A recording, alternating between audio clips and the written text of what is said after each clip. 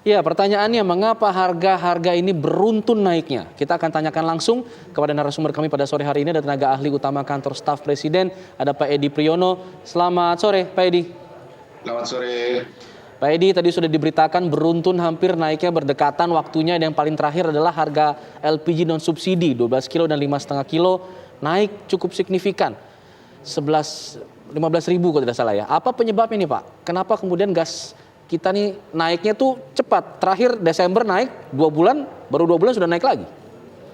Ya, jadi ini mestinya yang menjelaskan mestinya Pertamina ya, karena ini kan non subsidi. Kalau non subsidi itu penentuan harganya itu diserahkan pada Pertamina gitu ya. Sedangkan kalau yang subsidi itu oleh Kementerian SDM, itu oleh pemerintah. Jadi ini bukan keputusan pemerintah sebenarnya, meskipun karena Pertamina itu BUMN ya tentu saja ada pengaruh dari pemerintah itu ya gitu ya. Tapi pada dasarnya sebenarnya keputusan kenaikan untuk LPG yang non subsidi ya, termasuk bahan bakar minyak ya yang non subsidi itu di tangan Pertamina sebenarnya. Nah, tapi kan Pertamina sudah menjelaskan bahwa ini ada kenaikan harga minyak dan gas di pasar internasional, dan kalau kami melihatnya sih situasi di LPG ini mirip dengan situasi di kedelai, di mana kita tergantung kepada impor kan. Kalau untuk kedelai kan 80% dari konsumsi kedelai kita itu kan harus diimpor ya. Sedangkan kalau LPG itu kalau nggak salah angkanya sekitar 70% ya dari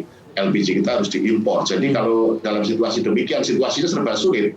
Jadi kalau harga internasional naik, kita nggak naik, itu berarti tekor gitu Pertamina. Kalau Pertamina tekor karena dia BUMN, ujung-ujungnya juga bisa kemudian menggerogoti keuangan negara. Nah, sehingga ini memang perlu dipertimbangkan formula yang tepat ya, kapan naik, berapa naiknya dan sebagainya gitu ya. Tapi saya setuju yang disampaikan Pak Tulus tadi ya di pengantar ya dari LKI ini teman saya. Jadi apakah tepat timingnya gitu ya. Nanti kita coba lihat ya, karena kan ya dalam beberapa kasus kan Bapak Presiden sudah memberikan sinyal ya bahwa mengubah kebijakan itu bukan sesuatu yang diharamkan gitu. Bisa saja kalau dengan pertimbangan yang kuat ya bisa saja. Tapi untuk hal itu saya tidak akan memberikan komentar terlalu jauh ya. Pertama itu sekali lagi itu domainnya Pertamina. Yang kedua tentu saja karena itu BUMN ya dibutuhkan keputusan dari kementerian terkait, dalam arti kalau misalkan diminta menunda dan sebagainya ya silahkan aja dibicarakan, kita akan lihat dulu gitu. Karena pada dasarnya ini kan LPG non subsidi, yang subsidi kan belum ada perubahan. Oke. Jadi artinya bisa dikatakan dalam waktu dekat ini belum tentu juga nih harga LPG akan naik, atau mungkin pemerintah akan memberikan intervensi lah supaya jangan naik, Pak? Ya kalau selama belum ada perubahan ya keputusannya ya seperti ini. Pak Edi, tadi dikatakan lebih dari 70% ya gas ya. Kita tuh impor begitu. Iya. Apakah memang kita tidak bisa menggenjot lagi produksi gas dalam negeri, Pak? Kita mengingat salah satu negara penghasil gas juga kalau tidak salah. Ya, kita ekspor gas banyak, tapi itu yang gas alam yang LNG ya, bukan yang LPG. Dan secara umum ini kan kadang-kadang kita ini kan terbuai dengan kondisi masa lalu. Dulu kita tuh negara pengekspor minyak kan. Dulu makanya kita dulu anggota OPEC, sempat jadi ketua OPEC juga kan zaman Pak Subroto. Saya ingat sekali zaman tahun 80-an, 70-80 kita raja minyak. Tapi situasi ini kan berubah. Jadi kita sekarang tidak lagi jadi anggota OPEC karena secara neto itu kita sudah menjadi importir. Kita memang memproduksi juga minyak dan gas, tetapi kebutuhan kita itu jauh lebih besar daripada kemampuan kita memproduksi gitu ya. Sehingga kita sekarang ini menjadi net importir. Jadi kita ini pada dasarnya kita importir minyak dan gas gitu. Kita tidak lagi negara yang kaya dengan minyak. Kita memproduksi tapi tidak kaya. Nah ini ya situasi yang kita mesti terima gitu, karena pada kenyataannya seperti itu. Oleh karena itu kan kalau Bapak Presiden itu kebijakan yang agak jangka panjang kan dengan mendorong di methyl ether itu yang kemarin pabriknya baru saja di launching oleh Bapak Presiden untuk pembangunannya. Jadi kalau di methyl ether itu kan gas juga seperti LPG tapi bahannya batu bara. Nah kalau batu bara kita punya banyak gitu. Nah jadi dalam jangka menengah atau panjang kelihatannya akan digeser ke sana gitu. Baik, Pak, begini Pak, harga ini naik Pak, bermacam-macam kebutuhan utama yang dipergunakan masyarakat naik, mulai dari kedelai, kemudian juga LPG, kemudian minyak sayur juga kemarin langka, dan sepekan ini Pak harga daging juga mengalami kenaikan Pak. Ya, Itu tentu saja situasi yang tidak ideal, ya, tidak menyenangkan ya, gitu ya. Tetapi yang kita bisa pastikan adalah pemerintah tidak tinggal diam ya. Dalam arti begini ya, kita tidak bilang bahwa pemerintah pasti bisa menyelesaikan semuanya. Kita nggak bilang seperti itu. Tapi pemerintah akan menyelesaikan hal-hal yang memang dalam kendali pemerintah. Gitu. Contoh yang tadi ya, kalau sudah harga internasional kan kita nggak apa-apain gitu ya. Nah kalau misalkan kita mesti case by case ya untuk minyak goreng misalkan. Minyak goreng itu kan kita produsen nomor 1 CPO ya. Tetapi kan sampai dengan bulan Januari 2022 kita tidak punya aturan tentang domestic market gitulah.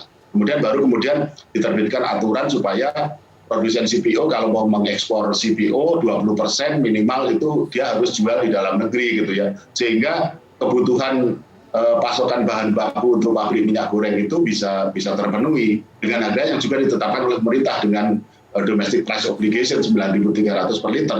Di sisi lain harga eceran tertinggi ditetapkan juga oleh pemerintah. Jadi harapannya begini, jadi produksi tetap jalan, bahan bakunya ada, tidak terlalu mahal juga, dan tapi kemudian harganya bisa terjangkau oleh pemerintah karena arahan dari Bapak Presiden kan supaya dilakukan stabilisasi harga pada level yang terjangkau. Nah itu kalau minyak goreng ya.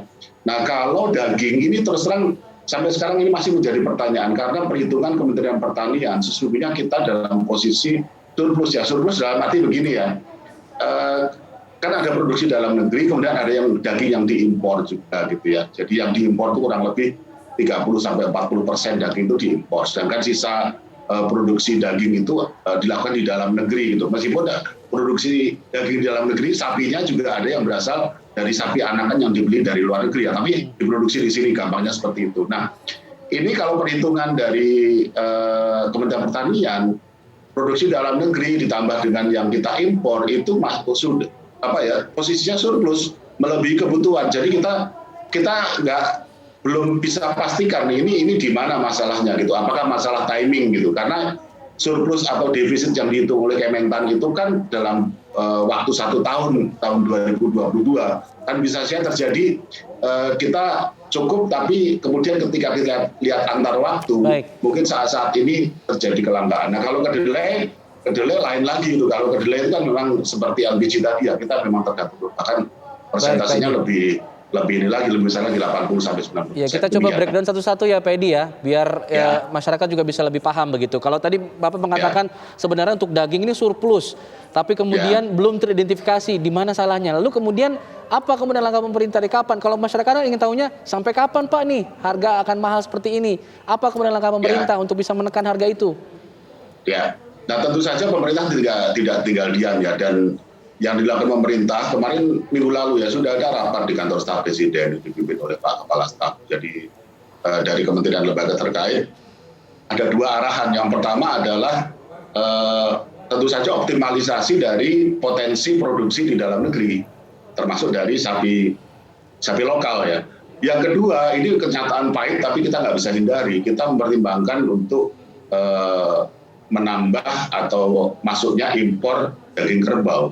Karena yang terjadi tahun ini mirip dengan yang terjadi tahun lalu. Awal tahun lalu juga seperti ini dan mungkin kebijakan jangka pendeknya ya tadi ya untuk memobilisasi potensi dalam negeri dan juga impor daging kerbau. Nah, kalau kebijakan jangka menengah panjangnya tentu saja tidak bisa ditawar. Produksi dalam negeri harus didorong. Perlu kami sampaikan ya kepada masyarakat ya bahwa sebenarnya produksi dalam negeri itu terus naik ya. Tetapi kenaikan produksi itu tidak bisa mengejar kenaikan permintaan. Dan kenaikan permintaan terhadap daging itu bukan sesuatu yang jelek ya, karena itu sesuatu yang bagus. Saat ini kan tingkat konsumsi daging kita kan masih rendah, baru 7% dari kebutuhan protein gitu. Nah ini kalau permintaan naik itu artinya bagus, tapi kemudian itu menimbulkan persoalan baru karena produksi dalam negeri ini peningkatannya tidak bisa mengejar kenaikan demand. Tapi tetap kita lakukan. Yang kita bisa pastikan adalah pemerintah tidak tinggal diam, itu pasti. Oke, strateginya sudah ada, pemerintah tidak tinggal diam. Targetnya Pak, minggu depankah ini teratasi atau 2 minggu lagi atau kapan? Jadi masyarakat punya gambaran Pak.